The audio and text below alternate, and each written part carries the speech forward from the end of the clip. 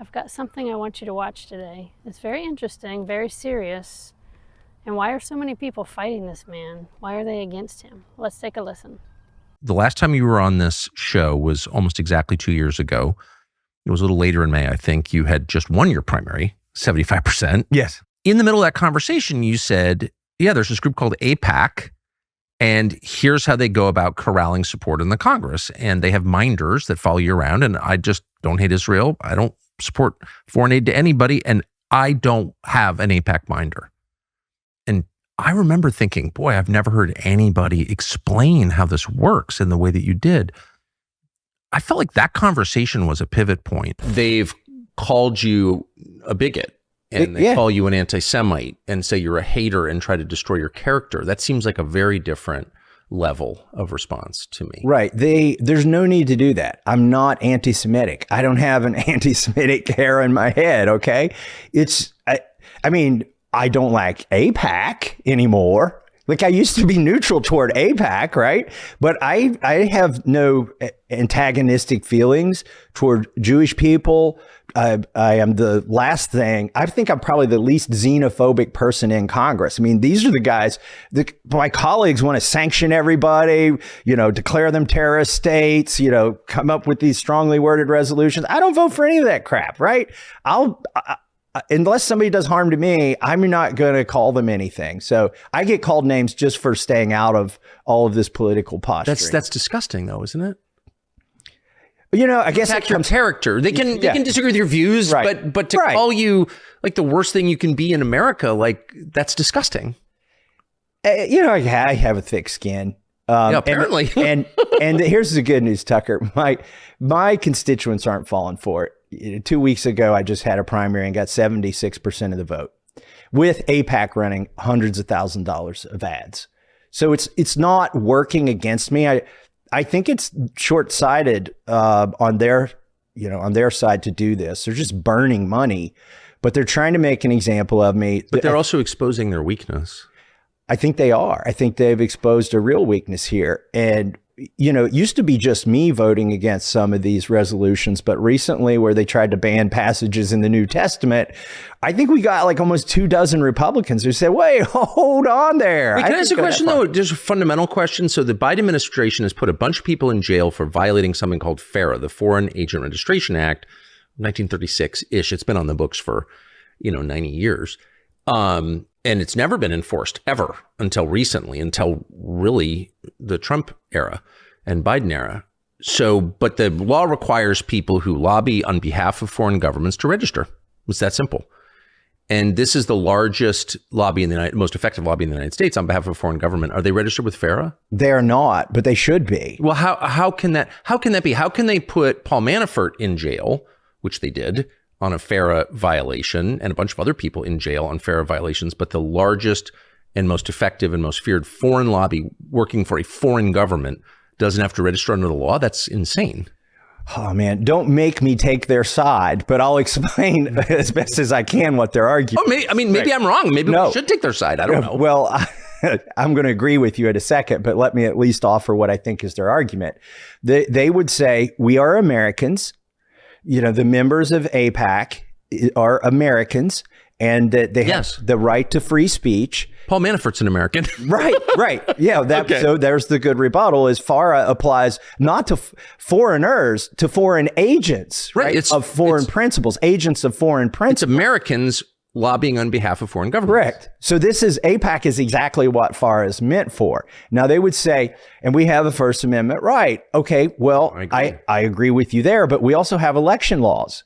And it's disclosure, right? FARA doesn't say you can't say Thomas Massie's, an ignorant hillbilly. You're allowed to say that if you want to, but we just want to check where your money's coming from. Tell us where it's coming from, what you're spending it on, and if you are lobbying on behalf of a foreign country. So they should be, now to your point, they should be registered with FARA. This is what FARA is where there's gray area, where it's an American representing a foreign country. Yes. Let's look and see if you're getting any money from that foreign country. Are you a dual citizen with that foreign country? Are you being directed by, for instance, is Netanyahu speaking to your group, advising you on your next move? Are you getting money from the military industrial complex? Because to understand AIPAC, I think it's easiest to model them as a military industrial lobby. Their biggest thing is they want more equipment, more military equipment from the United States going to Israel. In fact, when they used to be allowed in my office, the argument they would make is, oh, we're just stimulating the U.S. military industrial complex because every single penny of the $3.8 billion that they nominally get, now they're getting way more than that, but that Israel nominally gets goes to U.S. military contractors.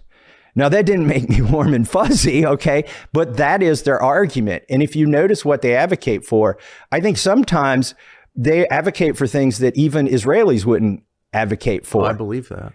They would, I think, be okay with a war with Iran, like an all-out, apocalyptic war with Iran. Whereas there are people in Israel say, "Whoa, hold on a second, we'd rather not have a war with Iran." But AIPAC does things that lead us in that direction, and so they're kind of like what the NRA is to gun owners, AIPAC is to Israel, or what the Farm Bureau is to farmers, AIPAC is to Israel. In other represents words, a faction. Right. They represent a faction, but usually a corporate faction that, and they're using the imprimatur of grassroots that they've diluted or confused into bullying congressmen. And the NRA does that, and Farm Bureau does that. I'm picking on some, other right-wing groups here.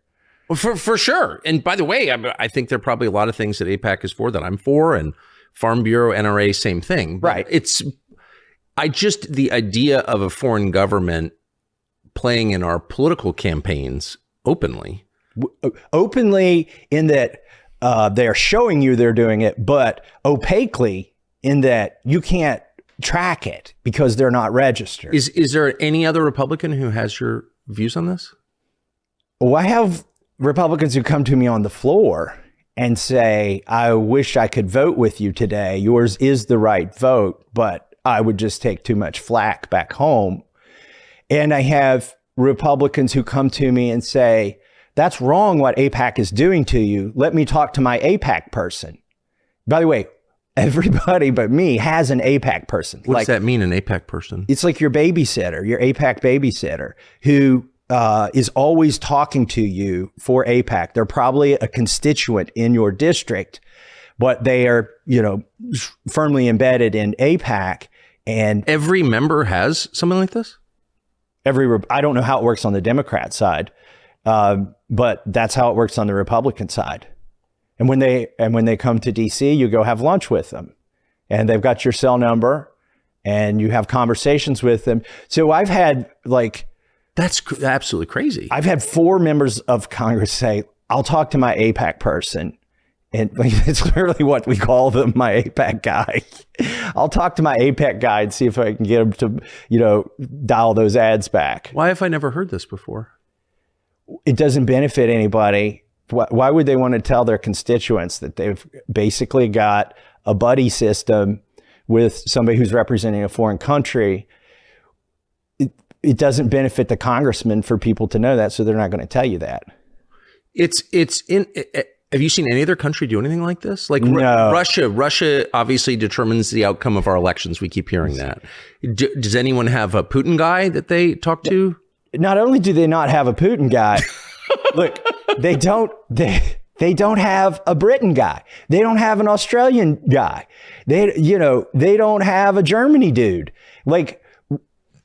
It's the only country that does this, that has somebody that uniformly, I guarantee there's some spreadsheet at AIPAC where the AIPAC dude who's matched up with the congressman is there, and then all the congressman's votes on the issue. Oh, has the congressman been to Israel? They pay for trips for congressmen and their spouses to go to Israel. I'm not the only Republican who hasn't taken the AIPAC trip to Israel, but I'm probably one of a dozen that hasn't taken that trip, and the other ones just haven't got around to it. What's the trip like? Do you know? It's kind of like, I think, vacation-y. You go see the wall. You go see the the sites, things like that. It's such a great. I must say, it's such a great country. Jerusalem, especially, is just such a wonderful place that's got to have a big effect. You go like swim in the Dead Sea. Yeah, like, I've done that. Yeah. Not on an APAC trip, but Right. I would recommend it to anyone. Are you sure it wasn't an APAC trip? I paid for it myself. No, I mean, it's just funny. I mean, I am a legit lover of Israel, of the place Israel. Right. I like the people and I love the food, and like the whole thing is so great. Look, but that's distinct from the government of Israel, which is just a foreign government. My sense is the people are very entrepreneurial. That totally. They're publicly minded. They care about their country.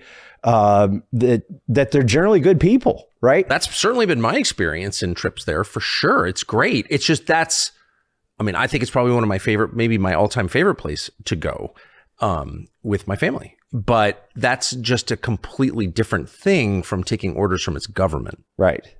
I mean, right? Now, they'll say these are American citizens who are, coordinating all of this. Just, again, this is almost a rhetorical question, but in your, whatever, 12, 14 years in Congress, 12 years, have you ever seen any indication that Russia is influencing election outcomes or candidates or members? Not in a quiet way. Like, they'll put out statements. Russia obviously has Russia Today, RT. Yeah, I think it's been banned, but yeah. I like Kentucky Fried Chicken, of which I'm a big fan, being from Kentucky, right? They realized that fried became sort of a pejorative, and people didn't want to eat fried food, so they changed the name to KFC, so you don't have to say fried. Okay, Russia Today changed their name to RT, so you don't have to say Russia. But there's a strong analogy there. But I mean, there are efforts. You'd be a fool to think that they're not trying to influence things here, just like we are there. We have Radio Free Europe and Voice of America. Yes. We have. I mean, we spend $1 billion, well over $1 billion, on the foreign propaganda that's out in the open that we know about, right? So there are foreigners spending money on propaganda over here as well. I don't want to say they're not involved, but people don't say, oh, I need to go talk to my Russia guy. But you've never, like in the cloakroom or on the floor or at dinner, you've never heard another Republican member say, I'd love to vote for this, but Putin doesn't want me to. I have never heard that. You haven't? In my life. Okay. What about China? No, unless it's a spy sleeping with a Democrat, I'm sure there's some of that going on. Yeah, but that's not in public. Thanks for watching our YouTube channel. We hope you'll subscribe to it. And by the way, you can hit the little bell on there and get notifications every time we produce a video. We hope you'll do that also.